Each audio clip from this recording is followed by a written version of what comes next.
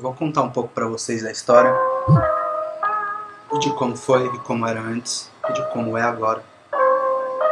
Não generalize. Pense, reflita, se liga.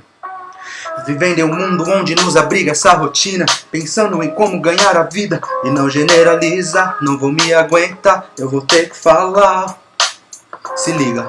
Prazer tirar quaraú o eadero iadeu penderendo qua taro ai humano deru nindetsute não de oi qua a equer imba equa.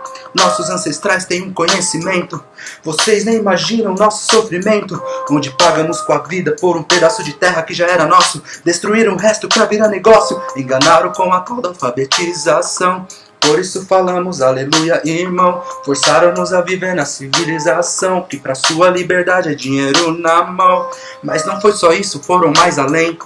Faziam de tudo pra ganhar um 100. Grandes heróis nos faziam de refém. E fomos julgados selvagens também. Fomos massacrados, torturados, estuprados e muito mais. Me diz aí então quem foram os irracionais, escondendo a história por métodos educacionais. Educadamente vou te falar muito mais. Molestamente na mente, de repente uma ideia louca. Vamos escravizar negros, índios e viver numa boa. Só que o pior ainda estava por vir, essa civilização. Ainda no progresso, a colonização.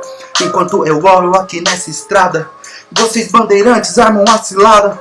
Pra que dominemos essa grande área, temos que manter ela desocupada. 500 anos e 20 se passaram, e seus pensamentos ainda não mudaram. Nyanimumbareté, nenderute, nundé, jarecorreté, tcherentaraquere, jaguatá, jupiué.